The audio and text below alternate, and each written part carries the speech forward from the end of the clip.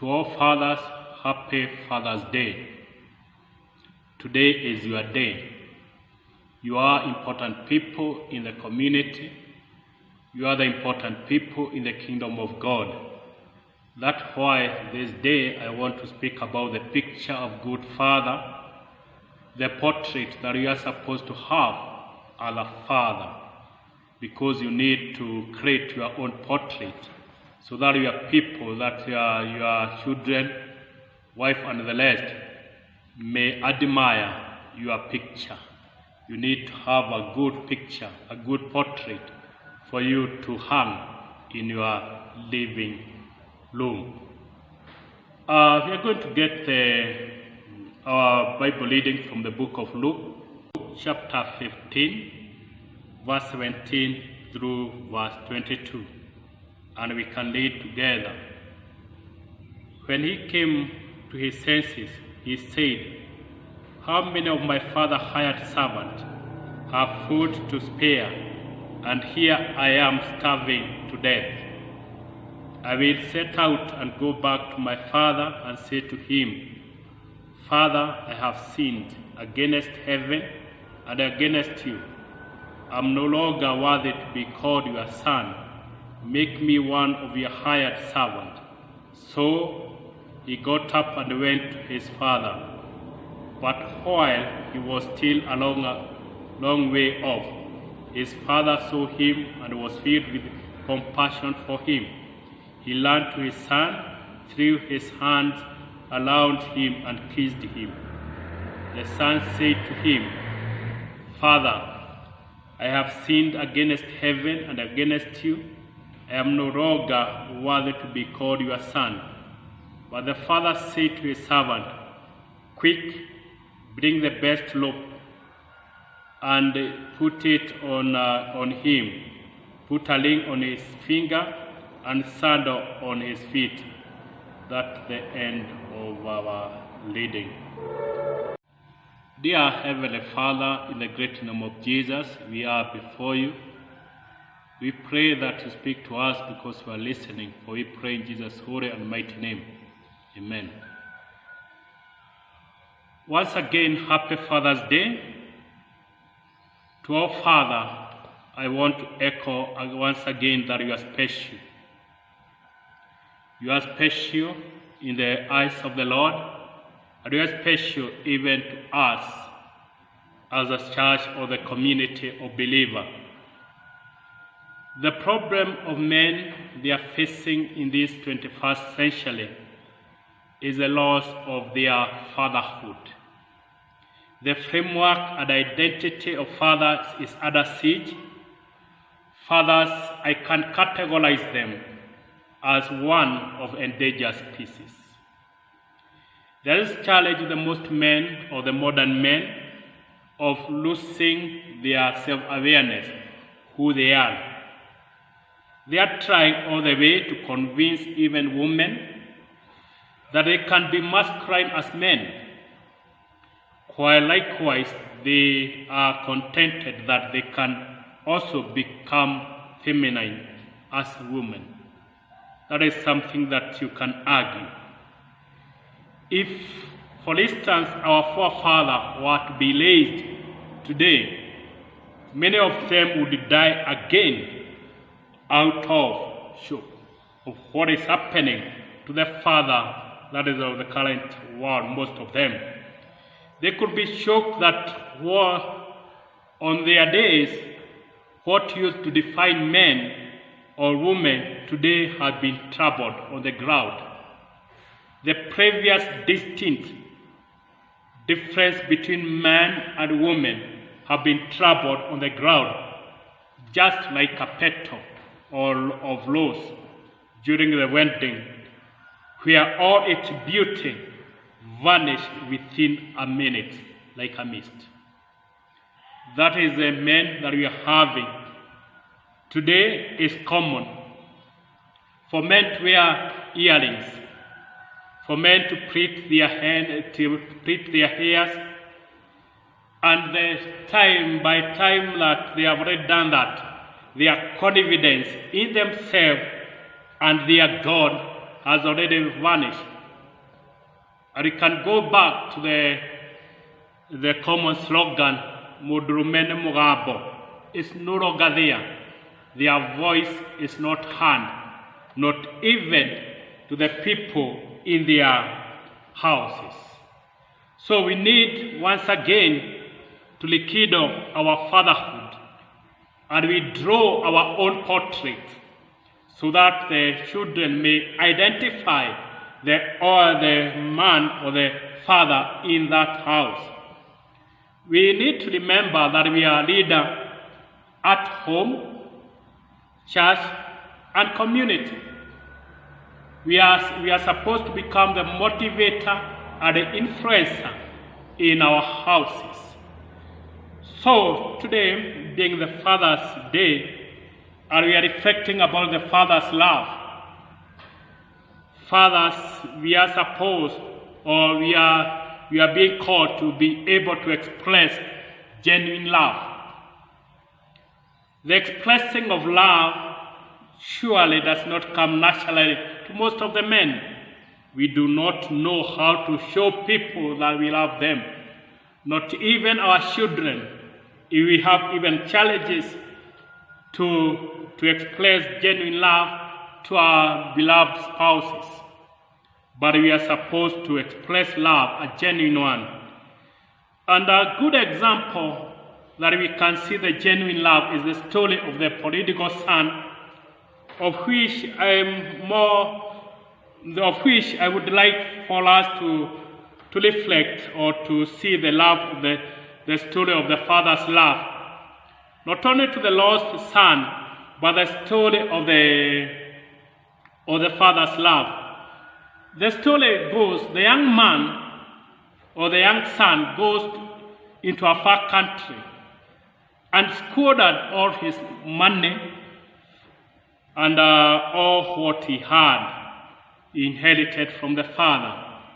And when the wealth or the money runs out, he ran out of friends, ending up in a humiliating places of feeding pigs, because he was just a Jewish boy.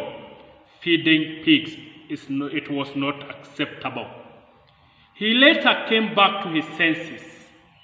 The verse 17 we read about, he came back to his senses, and he started thinking, men, father have hired men, and they have enough food and even to spare.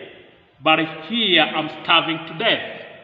That was what was going on in his mind. And he resolved that I'm going to set off and go back to my father.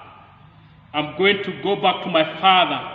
He felt that the two things were going to happen. One, the relationship with the father will not be the same again. But the good thing, because he understands the father's love, he knew that the door is going to be open for him. So he said, I'm going to go back to my father as a slave, because the love of my father is owed not only to the sons, but extended even to the servants that are serving him. So he went back. Our Heavenly Father always leave the door open for us to go in. Just like the man in the Bible, where we can see that he saw him at a far distance, and he accepted him back. So our Father in heaven always leave the door open for us to go in. His one to us today and always is, my son, come back home. When we are far away, when we have already went away, he is still waiting for us. He wants us to go back home. So the story, once again, is the story of God's love, not the story of the lost son. Therefore, one thing that we need also to know, that God's great love reaches us and finds sinner, no matter what make us, or no matter why or how they got lost. He is opening the door for us. God is opening the door for us. So God's love, like a father's love, is one of the greatest motivator in the world. Is one of the greatest motivator in the world. Paul, while praying for the people of Ephesians, in Ephesians chapter 3 verse 17, he said, that you being rooted and grounded in love.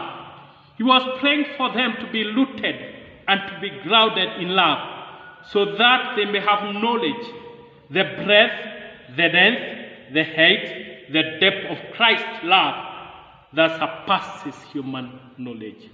He was praying for them to be rooted in Christ's love to understand.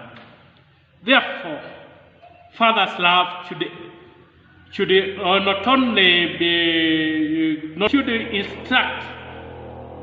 Father's love should instruct.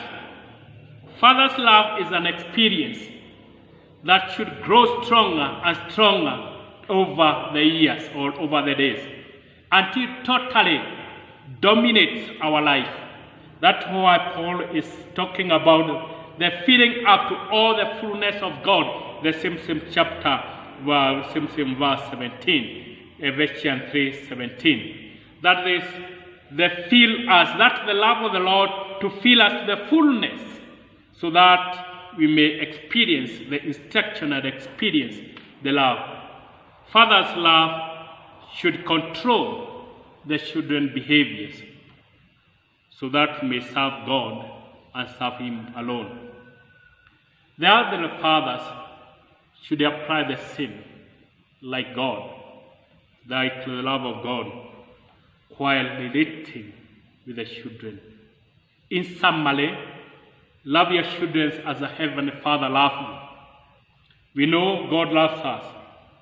Care for them, correct them when necessary, discipline them, protect them, motivate them, provide for them, and your children feel loved. They feel the love, the ones that they are missing. Most of them they are missing. So they feel the same love that we feel when we are in the bosom of Almighty God.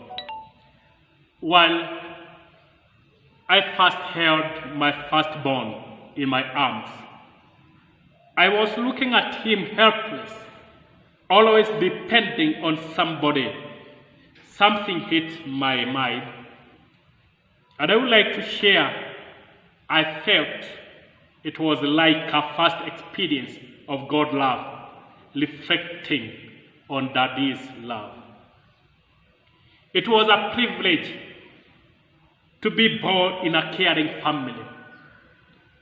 It was also a privilege to know that the same care that I was providing to my son is the same care that my fathers or my parents did, and the same care that our God in heaven is doing that. Our Father in heaven is caring for us.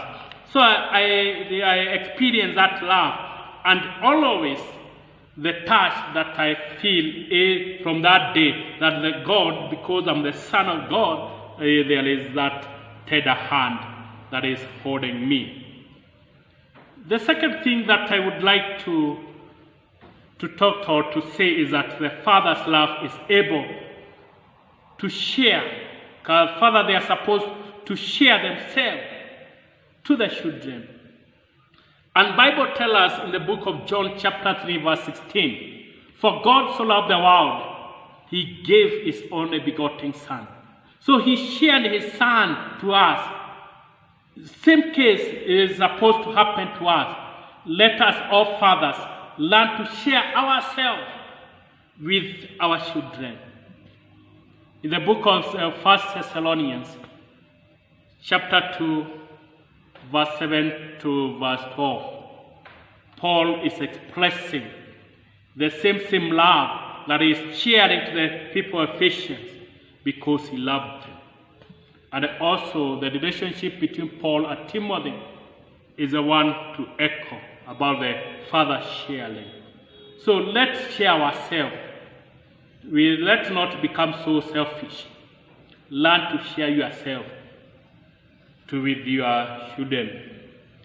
Then the point number three is that the father's love have a positive influence. The father's love has a positive influence. I said you are important people. Fathers, they are important people in community, in the church. And we as Daddy, we have been commissioned to become spiritual leaders in our families, in our churches. You are a spiritual leader, whether you realize it or not. That's the fact that you are a spiritual leader. And two things that I learned while I was doing leadership is that we have two kinds of leadership, or two kinds of leaders. One, we have good leader, and two, we have bad or toxic leaders. For the bad leaders, we may not want to spend even a single moment with them. As you can see in the book of Judges chapter 2, verse 10 and 12, that the people of Israel followed their fathers to do the wicked things. So we have two options as leaders. One, to lead your family back to God or near to God, or else to lead them away from God. So there's two options as a spiritual leader. One, you can lead your family to God in the matter of worship, in the matter of devotion, in the matter of commitment. You can lead them to God and to worship God the way they are supposed to, or else you can lead them away from God. So leadership, according to John Maxwell, is influence. So it's influence. We are supposed to influence our children in the right manner. You influence your children socially and emotionally. You know, father's love is a buffer to the social maladjustment.